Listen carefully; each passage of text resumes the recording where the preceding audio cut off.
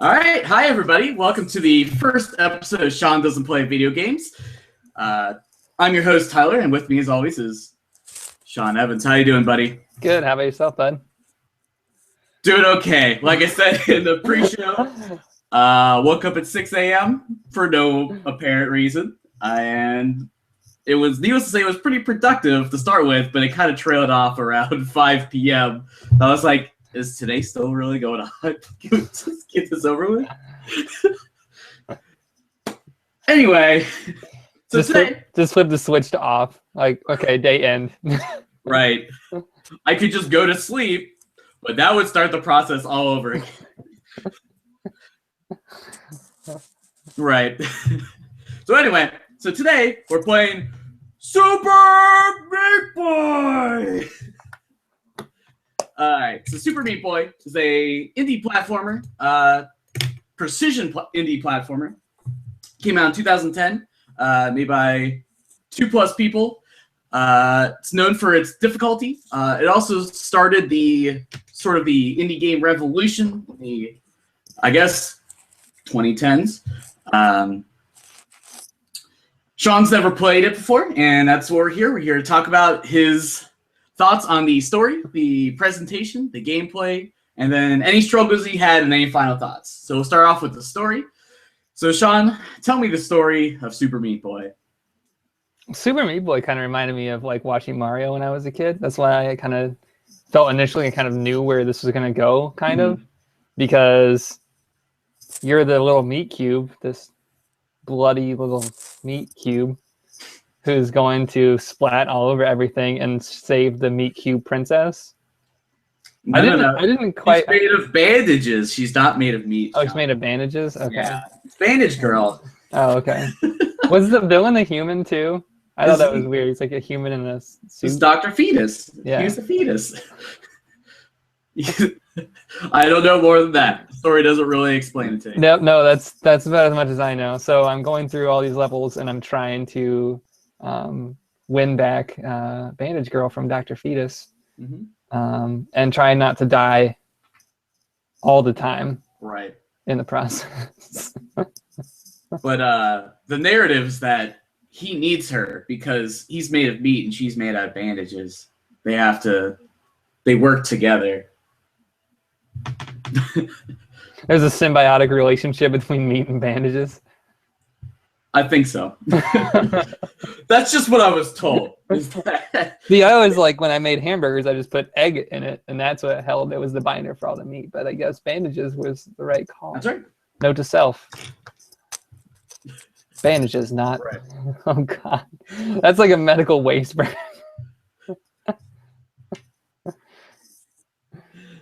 Right. So, I mean, that was okay. So that was my interpretation of the story.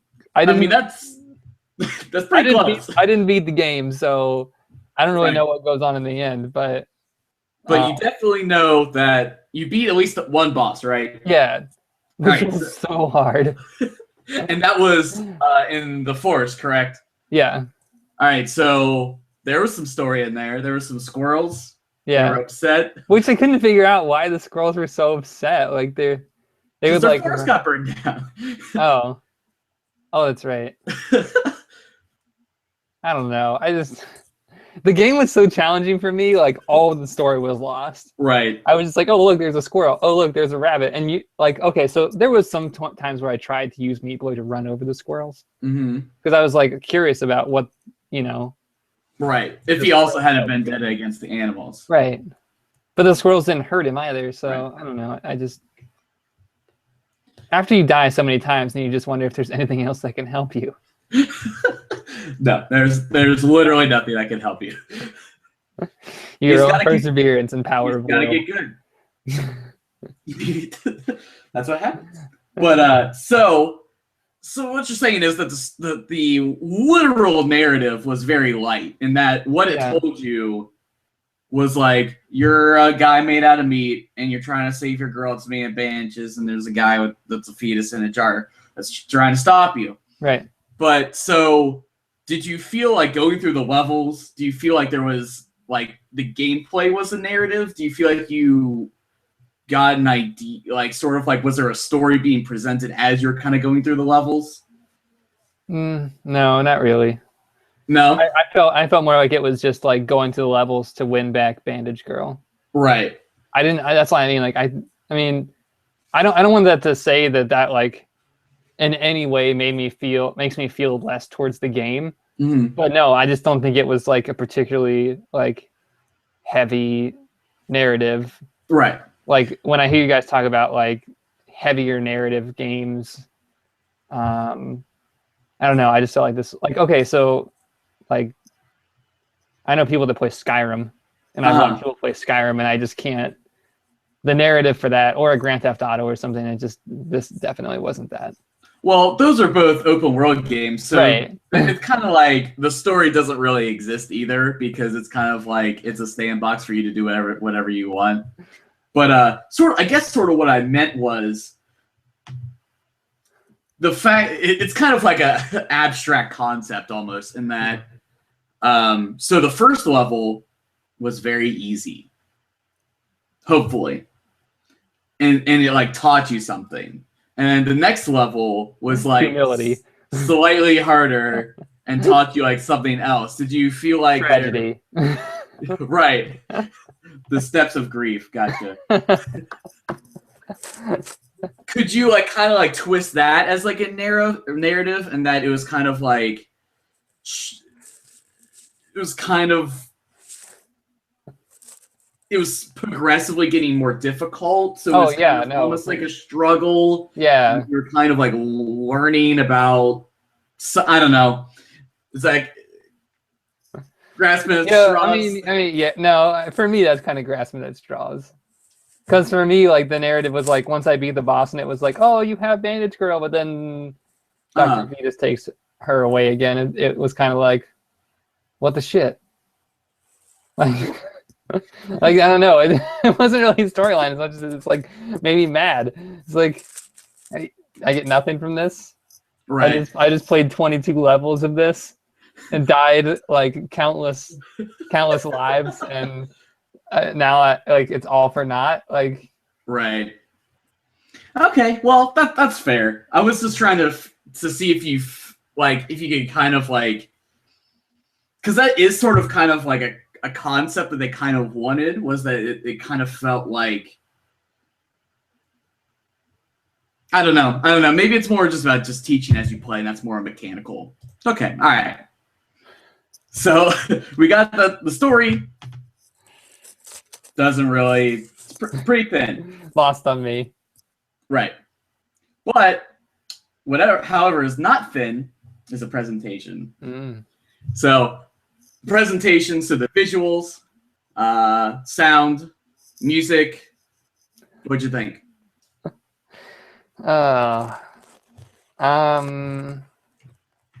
Okay, I guess I should just get the bad news out of the way.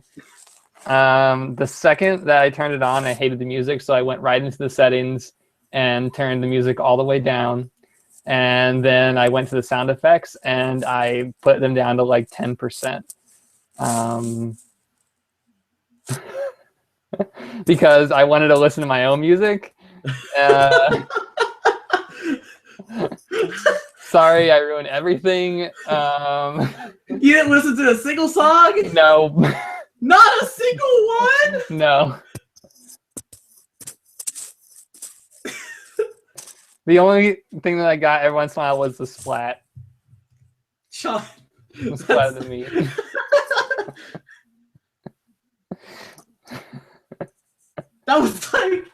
That's like one of the most redeeming qualities of the game. That's what kept me playing the game. Nope.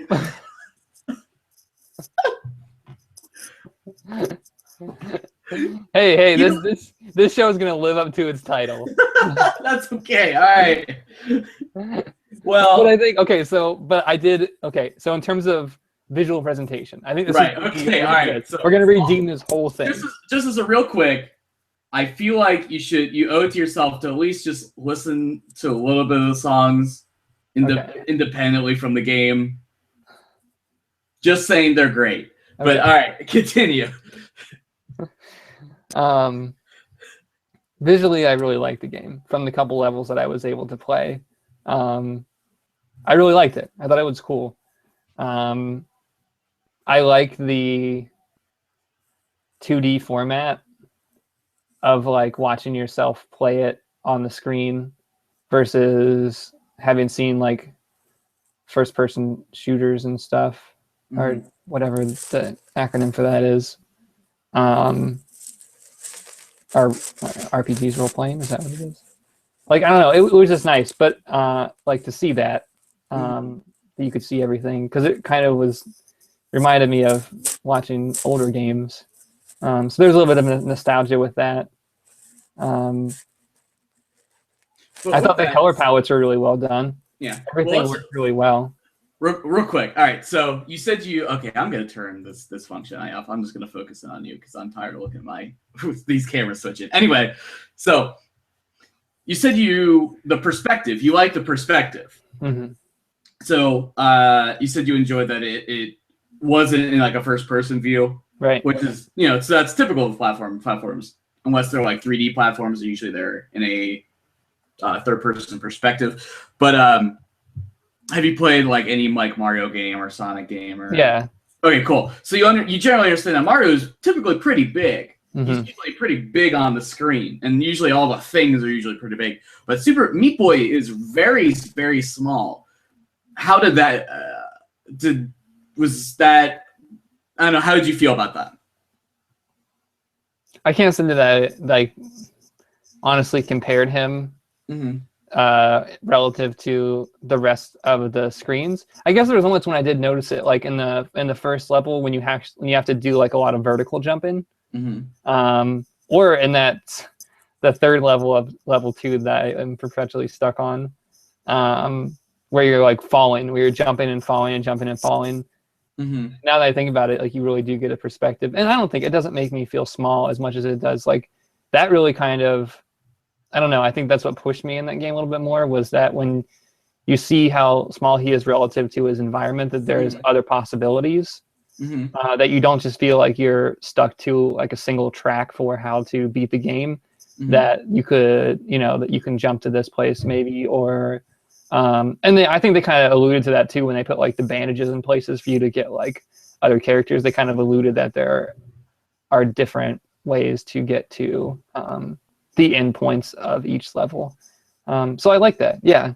Right. Well, that's sort of what I was getting at, but that's cool. I like that you're right, that it does give you, there's a lot of space. He's very small. And so, like you're saying, you have a lot of room to actually move around in the area, which is cool. I like that too. But what I was saying is that he's very, very small, like in comparison to like most games that you play. He's like a square of pixels. Like he's like right there.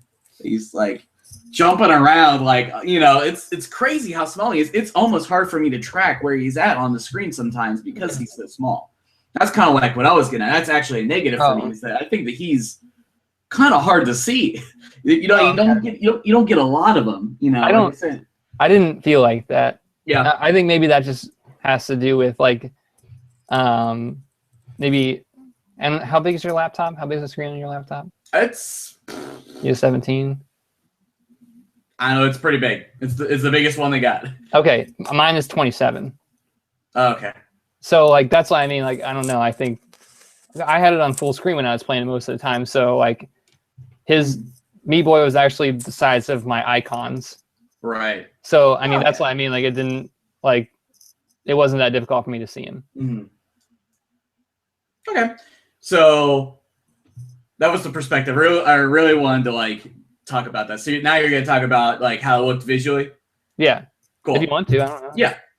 I mean, you're a designer, so you obviously hate that stuff. I like the color palettes of a lot of it. Oh, that was really nice. Really well done. It felt like everything was really thought out. It wasn't just like, well, then again, it's a game that was designed. I don't think. A game that was designed. Well, yeah, I mean, I think it was really well thought out. Right. Bananas taste like bananas.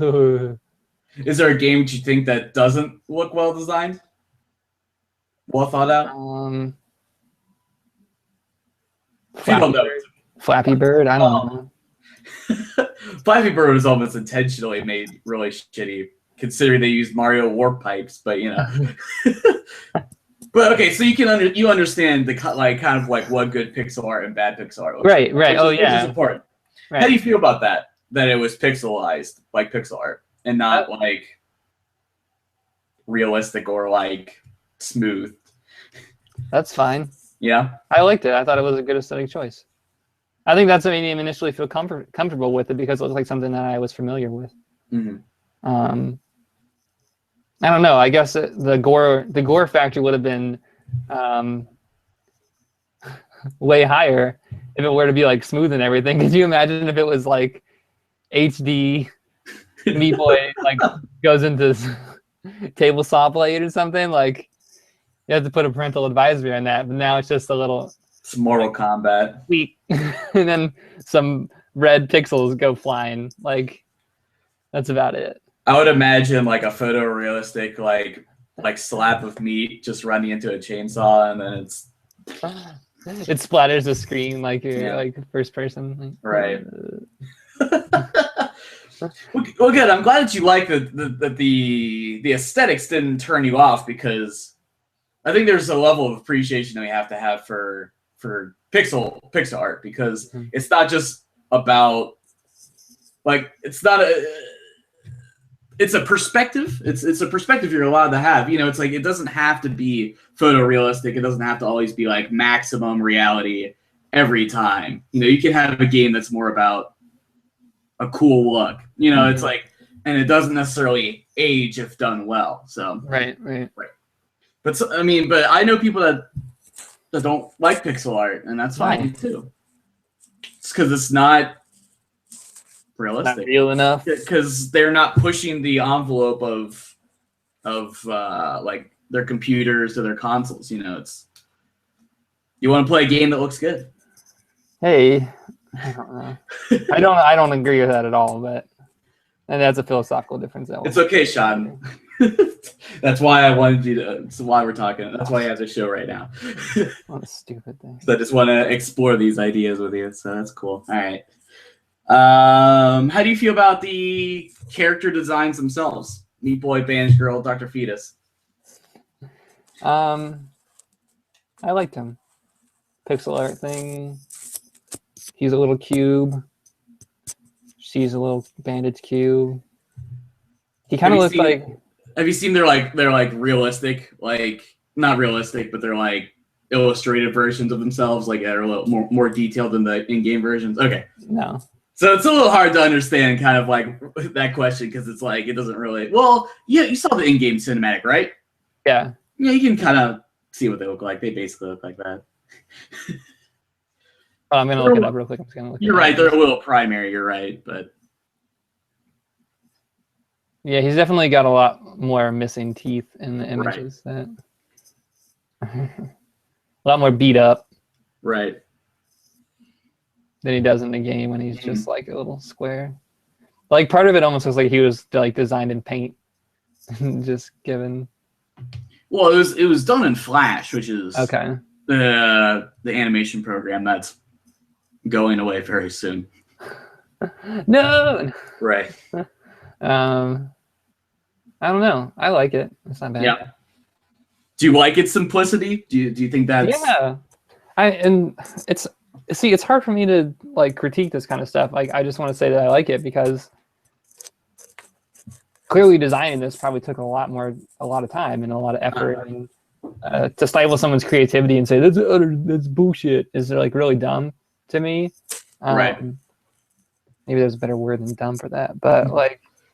If that's the way that you want to do it, I like it. I think it was a good game. I'm not going to hate on it because it was like made with pixels. I think that there is a lot to say to that. Like maybe I don't know if the creators were meant to like harken back to the glory days of regular Nintendo, something that we had in our house, and I liked it. I thought it was cool. Mm-hmm. That was a neat idea. But yeah, that was actually specifically their point is they wanted to recall back to those games. But is there like a character design like in video games? I mean, you don't have to know. It's okay if you don't. If there's a character in like video games that you don't like the like look of. I can't really think of anything. Does Sonic's Una eyeball disturb you? No. Okay. Well, all right. Not so much. If Sonic I'm trying to think like deep, like there was anything that I was like,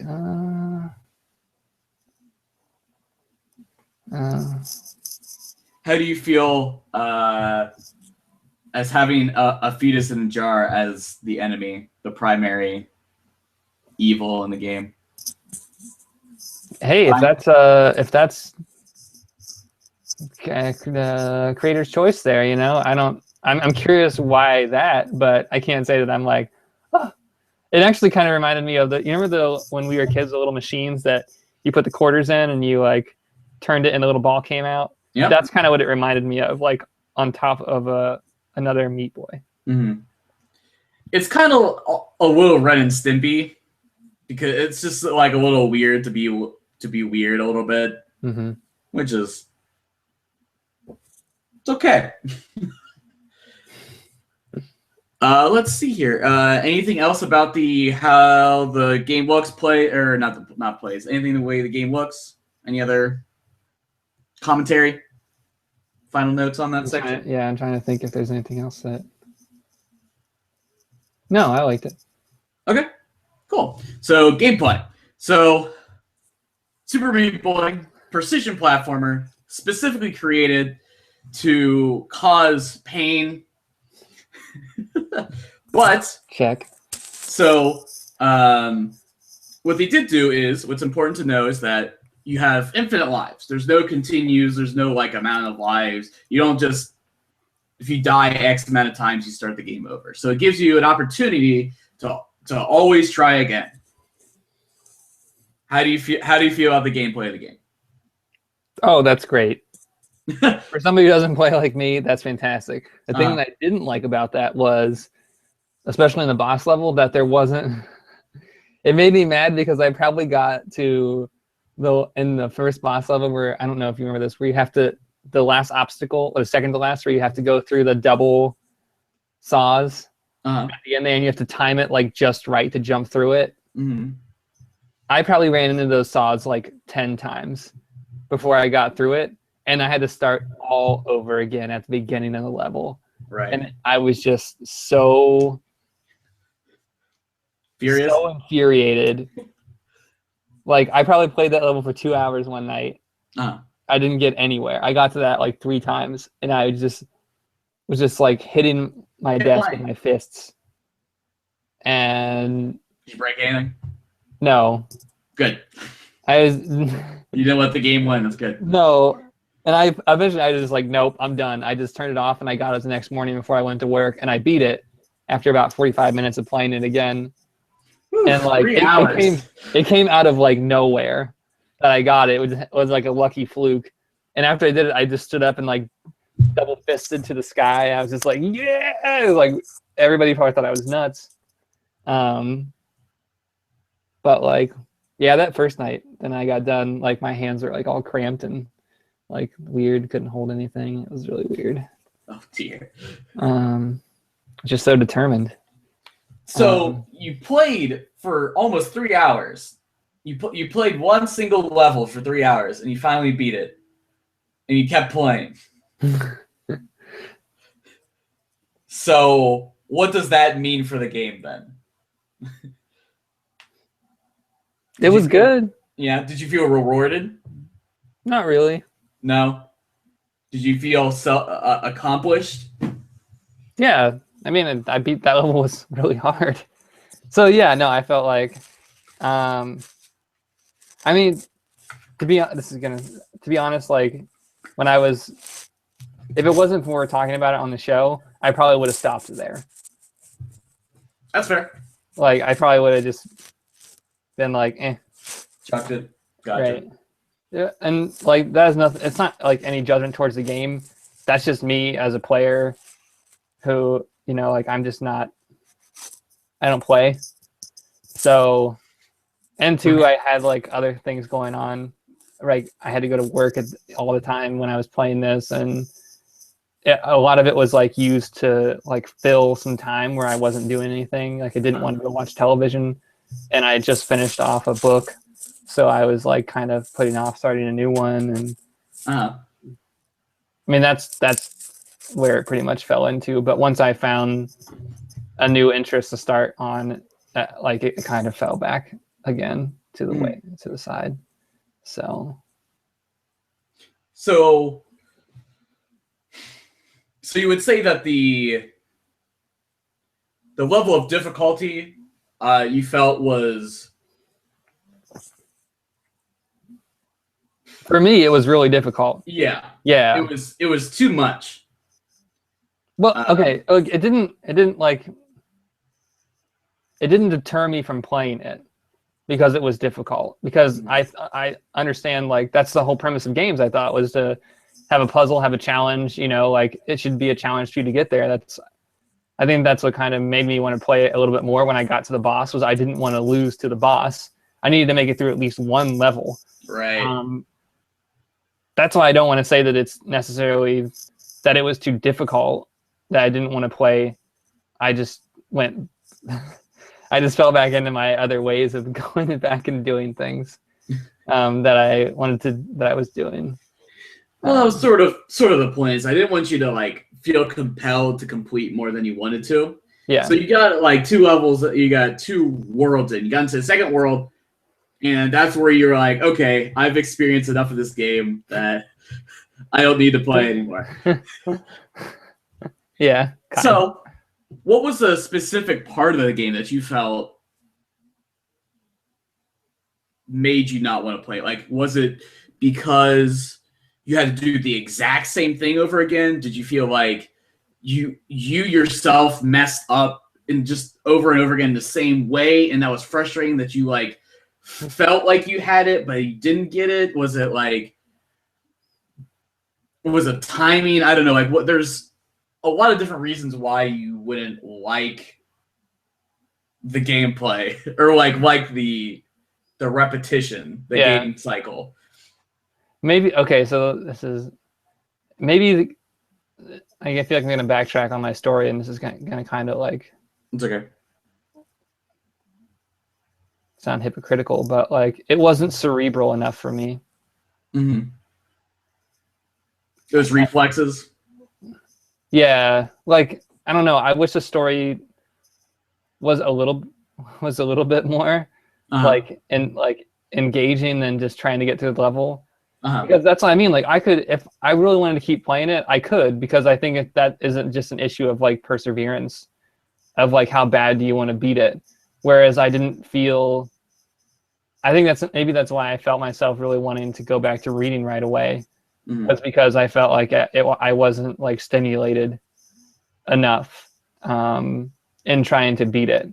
Like it wasn't. It just became, like you said, like repetitive of dying and dying and dying and dying, and that was really difficult and it was frustrating. But I don't feel negative towards the game. I wouldn't say that it's like a bad game because of that. I just, I started reading Dune. And I was like, escape into the fantasy world of, that was a lot more interesting to me. So you didn't feel like, well, because the struggle you were having is that it was about the reflexes, and that you were playing it, you knew exactly what to do, you knew how to time it, you just like in the mechanics of your hands. Right. Was where you feel like you failed to complete the task, or like the mental strain of doing the same thing over and over again was wearing on you. Yeah. Right. Okay. Yeah, a little bit of both. Yeah. Well, I would say that I can understand where you're coming from, because I would prefer a like sort of randomized setup a little bit better, where it's a little more reactive thinking rather than like memorization of these certain goals. I mean, there's a nice feeling of remembering and like being able to execute a level successfully like it's nothing. Like you memorized everything, you know exactly what to do. That's satisfying. But also I would like there to be a little bit more like critical thinking involved. Maybe like there's more than one way to solve an issue. And while Super Meat Boy does offer some like different issues, it's pretty linear in your choices. It's that you have to get to the end of the level. Right. And it's like, well, there's saw blades coming at me. And I'm like, well, I have to jump over them. You know, it's like, well, I can choose how I want to jump over them, but I still have to jump over them. Yeah. You know, it doesn't really give you like a lot of different options. Would that be more attractive to you, that you would have more ways of completing it? Which kind of goes into the next topic or next like kind of idea is that, so the game has running and jumping. It's simple. You know exactly what to expect out of it. Right. Was that what you wanted out of the game, or were you hoping for maybe like a power up? You know, like kind of like Mario has like a fire flower, you kind of pew pew pew, or like something to kind of break up the traditional gameplay, or did you enjoy the running and jumping? Yeah, I was looking pretty much by the middle of the first level. I was looking for something to make the gameplay a little bit more enjoyable. I was looking all over the internet for like cheat codes or anything for how to get like new characters.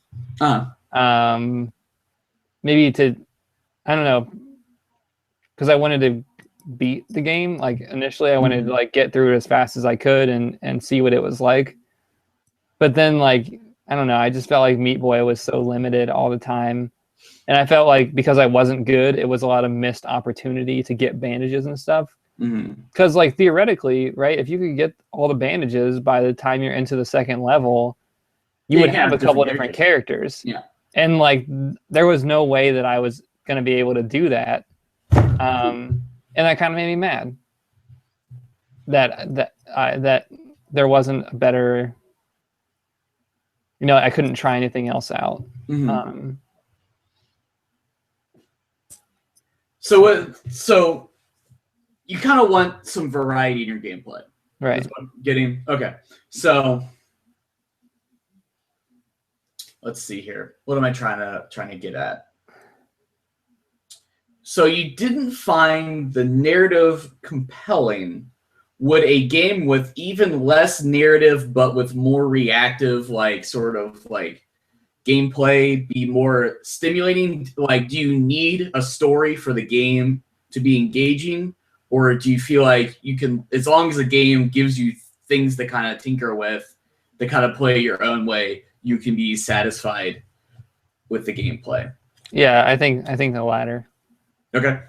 More like, you know, but a compelling story would also work. Oh yeah, gotcha. Together that would be optimal.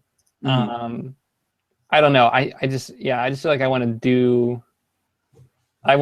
play a game that addresses or that allows you to be more creative than Meat Boy. I guess I like that would be something that I'd be more interested in. Interesting.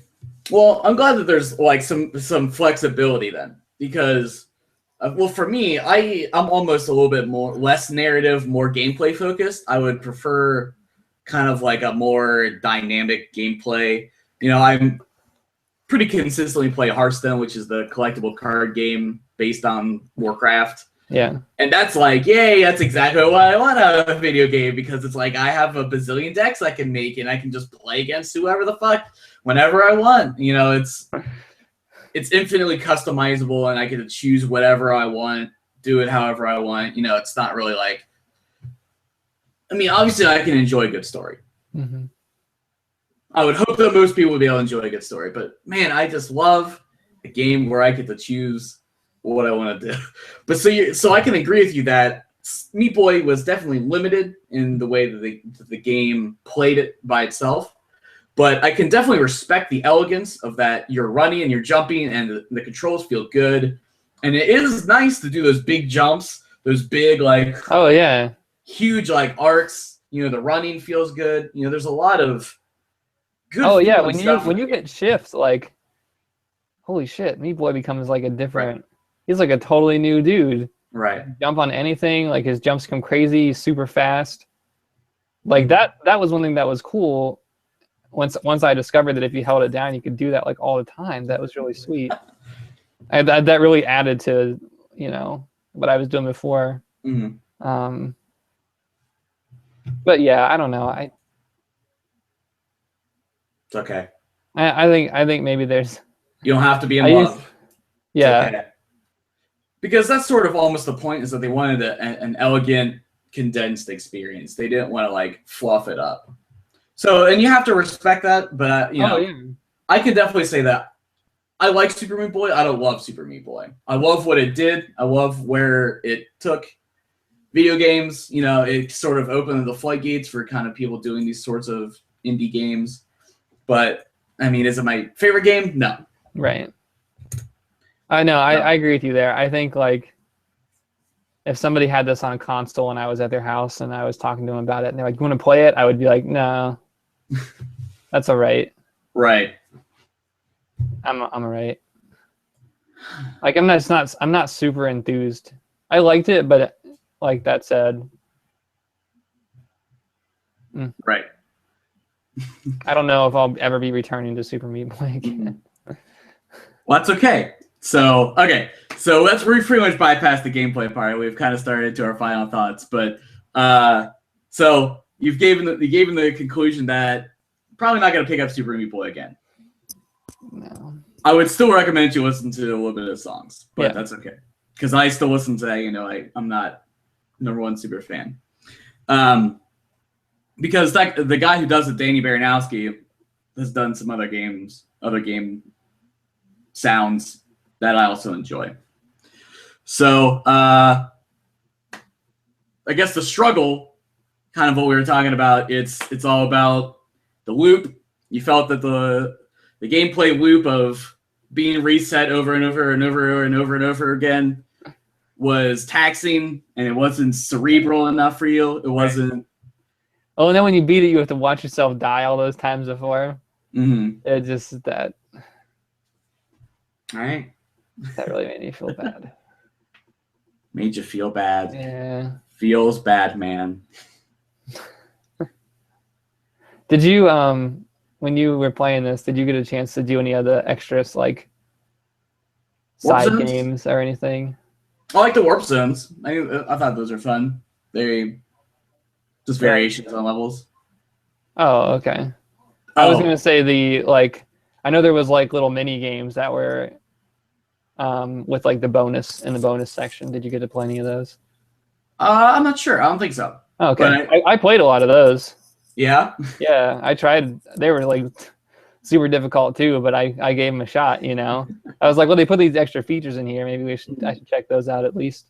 Mm-hmm. So that was cool. I feel like even after you've beaten if you beat the game, which if you do, way to go. Uh-huh. You should get like a medal or something. Right. It's definitely one of the hardest games. Like, go to those extra levels and try and beat those, because I think you should try, because I actually think as soon as I got onto those levels, Meat Boy is really, really small on those levels, even on my screen, which means it'd be like a pixel on yours. And like, that was actually pretty difficult to play as well. So. All right. So wasn't great. Is this where we do final thoughts? Is this where I say like, well, yeah, it's kind of where we're at. Okay. But yeah, I'm just kind of thinking in my head, kind of like what game we should play next. Yeah. I'm thinking about, because I almost want you to just to play a game made by the same guy, but I think we may need to do a slower pitch. just because, just to kind of I don't know, because I don't want to pound you with like super hard games and then you're like, well, I really don't want to play video games anymore. I will tell him to do a final thought though. Let me know what you think about this. I guess I know I said a lot of contradicting things over the whole game, but that said, it wasn't a bad game. It was really difficult. Sometimes it was even heartbreaking. But if you like challenges, then this is a great game. It was, and the difficulty didn't turn me off to it. Like I said, I just found myself going back to my regular habits. But how much did this game cost? It was $15. Steam frequently has it on sale for like $1. Oh, okay, $1, yeah. 15, no way. I think we should have a whole nother point about that. Like, was it worth it? Like, is it worth $15? Absolutely no. No. Wow. It's not worth a CD. No. I'm the wrong person to ask that too. I like music a lot, so no, I don't think it's worth. For me, it wasn't worth $15. Okay. Just because I knew, like, when I buy games too, on the rare occasion that I do, my expectation is that I'm never going to finish it. So that's just really difficult for me. But I mean, I could have said it was $60. Yeah, I still would have said, holy shit, $60. Like, I mean, $15. It's not. I mean, it's. I don't think that price point's too far off. Okay.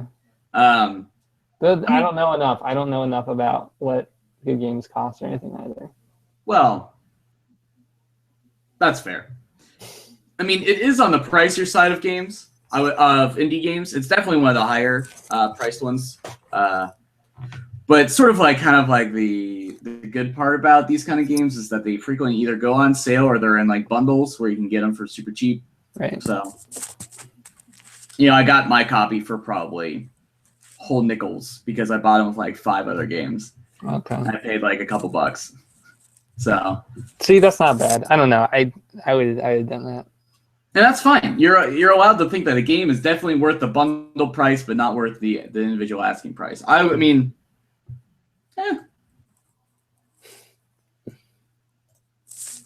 But then I probably if I bought it with a bundle, I wouldn't play it. I would probably find another game that was probably better. That's true. Oh God, now I'm trashing this game. God, it's okay. I need to work on sticking with my guns and what I believe on this stuff.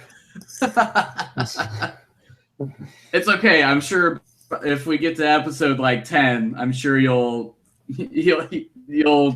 figure out what you like and what you don't like.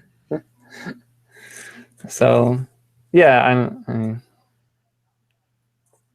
all right. So he says worth it in a bundle, not MSRP. No. Didn't listen to the music. I give the music high ratings. Gameplay solid, but insanely frustrating for entry-level gamers. Right. Aesthetically pleasing. Aesthetically pleasing. Looks good. Mm-hmm. Plays good. Yeah. There you go. Well, I think that's about it. Unless you got something else to say? I have a story.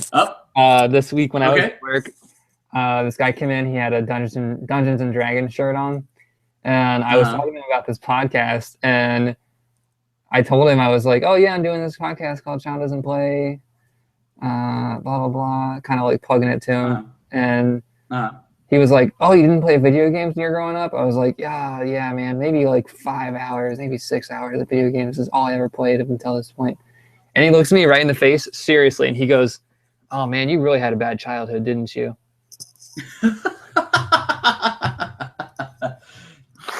I was like, yeah.